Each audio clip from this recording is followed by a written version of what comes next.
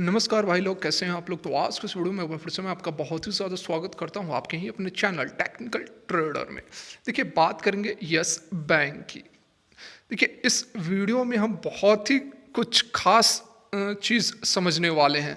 देखिए, टारगेट्स हम हमेशा बताते रहते हैं कि ये टारगेट देखने को मिलेंगे 1 साल के अंदर 40 रुपये, 1 साल के अंदर 50 रुपये के टारगेट हमें देखने को मिलेंगे। लेकिन इन टारगेट्स के पीछे की जो हकीकत है वो मैं आज आप लोगों को इस वीडियो में बताने वाला हूँ। देखिए, बहुत ही स्पेशल, बहुत ही यह खास वीडियो है। बाकी जो मैं वीडियोस डालता हूँ उससे बहुत ही हटकर वीडियो है, तो आपको समझना बहुत ही ज़्यादा ज़रूरी है।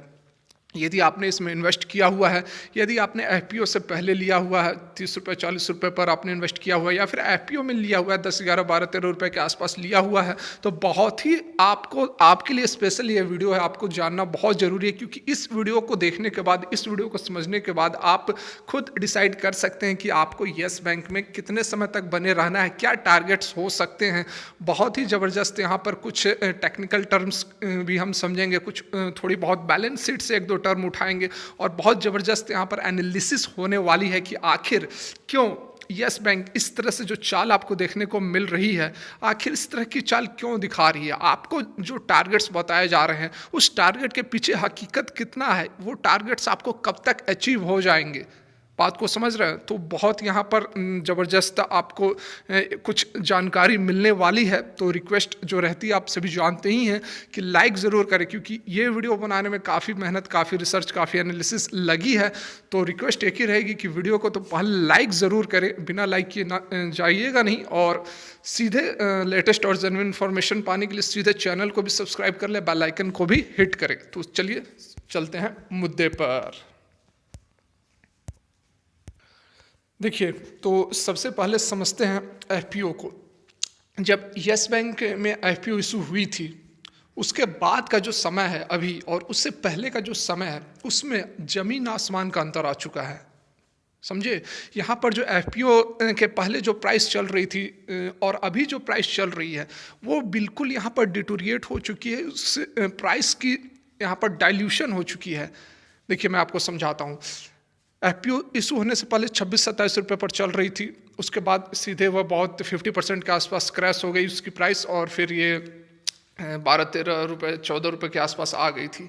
तो एट प्रजेंट उस लेवल को अचीव करने के लिए, मतलब कि 26-27 रुपये को अचीव करने के लिए यस बैंक को डबल मेहनत करनी पड़ेगी। बात को समझ रहे हैं। मतलब कि ऐसे समझिए आप कि उस समय जो वैल्यू चल रही थी 30 रुपये या फिर 35 रुपये, या फिर आपको टारगेट मान लीजिए 40 रुपये का टारगेट अभी बताया जा रहा है कि यस बैंक जो है 40 रुपये टच कर सकती है 1 साल के अंदर।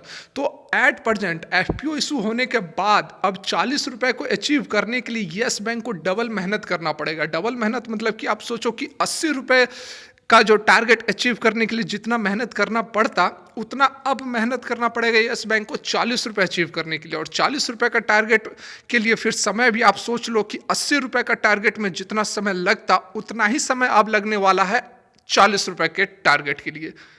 बात को आप पूरी तरह अभी नहीं समझ रहे होंगे, कोई बात नहीं, बिल्कुल इस सारे बात को मैं आप लोगों को समझाऊंगा। बस यही है कि आप वीडियो को अंत तक देखें, वीडियो के साथ बने रहें, ज़बरदस्त इन्फॉर्मेशन मिलने वाली है। तो यहाँ पर देखिए, बात को समझने के लिए हम यस बैंक के बैलेंस शीट पर आ गए हैं। मनी कंट्रोल के साइट पर हम हैं, और यहाँ से देखिए, थोड़ी सी ज़्यादा मैं आप लोग को नहीं बताऊँगा क्योंकि बैलेंस शीट कॉम्प्लेक्स होती है। तो मैं आप लोग को जस्ट जो आप लोग को समझना है अभी, बस वही मैं आप लोग को बताने वाला हूँ। यहाँ देखिए, ये देखिए इक्विटी शेयर कैपिटल, ये वाली कॉलम देख रहे हैं ना, सॉरी रो, ये वाली रो देख रहे हैं ना आप, इक्विटी शेयर कैपिटल। इसमें देखिए मार्च 20 में 2510 करोड़ है, और उससे पहले देखिए 463, 460, 456, 420। तो ये जो है बढ़ते हुए जा रहा है। और ये देखिए मार्च 20 का है, और जो एफपीओ इशू हुई है वह हुई है मार्च के बाद। तो जो अगला साल का 21 का जो यहाँ पर बैलेंस शीट आएगी, उसमें ये जो इक्विटी शेयर कैपिटल देख रहे हैं वह डबल हो जाएगा।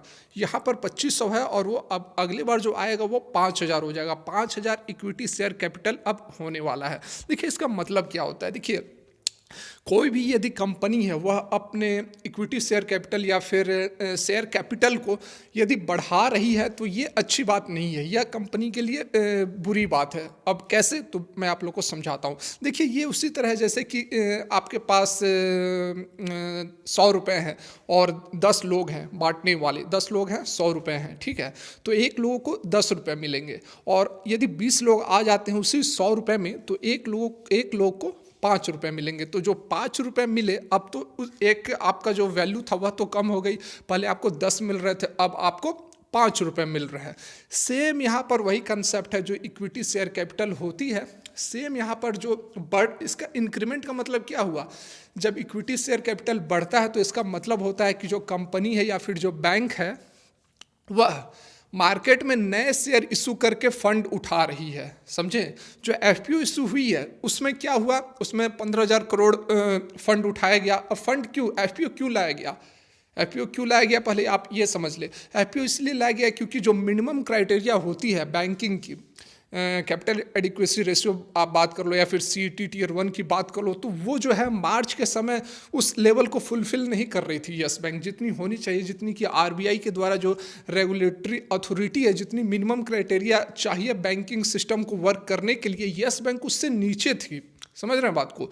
कैपिटल एडिक्वेसी रेशियो मिनिमम 9 होनी चाहिए और मार्च में 8.5 थी यस बैंक की। तो उसके पास कैपिटल नहीं था उतना कि वो बैंक को चला सके, वो क्राइटेरिया को फुलफिल कर पाए। तो उसके लिए तो एक मजबूरन ये किसी भी हाल में जो है कैपिटल को रेज करना था। तो कैपिटल को रेज करने का यहाँ पर सबसे बढ़िया जो ऑप्शन था उसके पास था एफपीओ, ठीक है।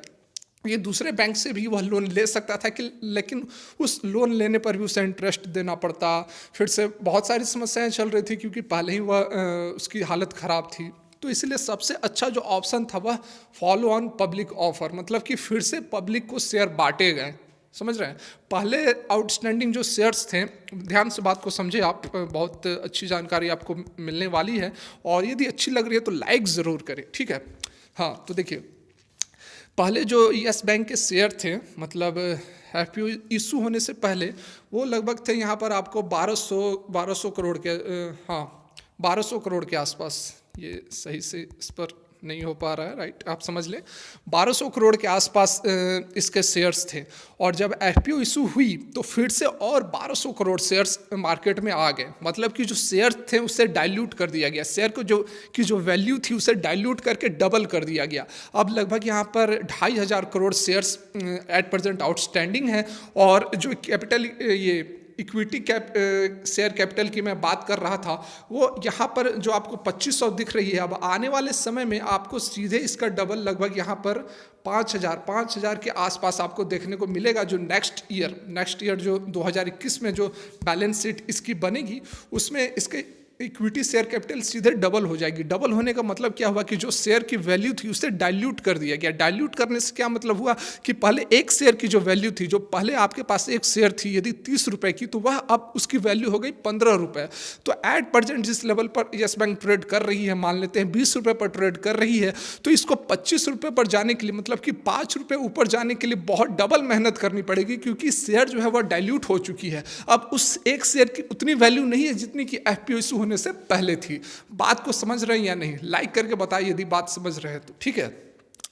तो अभी आपने समझ लिया कि क्यों यस बैंक को अब डबल मेहनत करना पड़ेगा, क्योंकि वो लगातार यहाँ पर जो है अपनी बैलेंस शीट में शेयर कैपिटल को डाइल्यूट कर दिया है, इसने डबल कर दिया है। सीधे यहाँ पर जो 50% का डाइल्यूशन हो चुका है एक शेयर के वैल्यू में। इसीलिए जो पहले एक्सपेक्टेशन थी, मतलब एफपीओ इशू होने से जो पहले वैल्यू थी यस बैंक के एक शेयर की, अब वो हाफ हो चुकी है। इस बात को आपको समझना बहुत ज़रूरी है। देखिए ये बात मैं आपको क्यों बता रहा हूँ। अब यहाँ पर जो टारगेट्स बताए जा रहे हैं, बहुत सारे लोग हैं जो कमेंट करते हैं कि मैंने 20,000, 50,000, 1 लाख लिया हुआ है, मैं 3 साल, 4 साल, 5 साल होल्ड कर सकता हूँ, क्या मैं सही कर रहा हूँ या नहीं। तो उन लोगों के लिए भी जानना बहुत ही ज़रूरी है कि आप अब बात को समझ ले। क्यों मैं बोलता हूँ कि यहाँ पर आपको मिनिमम 3 साल के लिए वेट करना पड़ेगा। मैंने बहुत बार बोला है कि आपको यस बैंक में यदि आप चाहते हैं कि अच्छा रिटर्न मिले तो आपको 3 इयर्स का वेट करना पड़ेगा, क्योंकि इसकी जो वैल्यू है, जो शेयर की वैल्यू है, वह डाइल्यूट हो चुकी है, ये हाफ हो चुकी है। इसको अपने लेवल पर आने में आप डबल मेहनत करना पड़ेगा। समझ रहे हैं बात को? इसलिए कोई भी यदि टारगेट्स बताया जा रहा है आपको, 40 रुपए का टारगेट्स भी यदि मैं बता रहा हूँ आपको 1 साल के बाद, तो 40 रुपए पर भी आने के लिए इसको 80 रुपए पर आने इतना मेहनत करना पड़ेगा। बात को समझ रहे हैं? तो इसीलिए मैं आप लोगों को बोलता हूँ कि यहाँ पर धैर्य रखना बहुत ज़रूरी है। इसीलिए आपने देखा होगा कि पिछले इस रीजन में देख लो आप, जब यह एफपीओ इशू हुई थी, उसके बाद देखो इस रीजन में ये इसी रेंज में सस्टेन करता रहा, क्योंकि जब शेयर की वैल्यू ही आधी हो गई है तो उसको ऊपर जाने के लिए बहुत ज़बरदस्त पुशअप की ज़रूरत है। और यहाँ पर जब खबरें निकल कर आई, जैसे कि लार्ज कैप में इसे ऐड कर दिया गया, उसके बाद एमएससीआई इंडिया इंडेक्स में ऐड कर दिया गया, तो कुछ ज़बरदस्त जब तक पंप अप नहीं मिलेगा तब तक यहाँ पर जो स्टॉक की वैल्यू है आपको तेज़ होते हुए नहीं दिखेगी। बात को समझ रहे हैं? इसीलिए मैं बोल रहा हूँ कि आपको धैर्य बनाकर रखना है। आप जैसा सोच रहे हो कि एफपीओ से पहले जैसे ये चल रहा था उस तरह से अभी चलेगा, तो ये उस तरह से नहीं भाग पाएगा। ये आपको यदि प्रॉफिट हो रही है, यदि आपने एफपीओ से पहले लिया हुआ है तब तो आपको लंबा वेट करना पड़ेगा, और यदि आपने एफपीओ के बाद लिया हुआ है तो आपको जो प्रॉफिट मिल रहे हैं आप उसको बुक करके निकल सकते हैं। क्योंकि फिर यदि आप वेट कर सकते हैं 2 साल 3 साल तो वेट करें, नहीं तो इसमें आपको टाइम लग सकता है इसमें बड़ी रैली देखने में। ठीक है, देखिए आशा करता हूँ कि बात समझ में आई होगी। बात समझ में आई तो लाइक ज़रूर करें, चैनल को भी सब्सक्राइब करें, बेल आइकन को भी हिट करें, और कोई आपके डाउट्स हों तो आप कमेंट कर सकते हैं, कोशिश करूंगा जवाब देने की। वीडियो यहीं तक देखने के लिए बहुत बहुत धन्यवाद।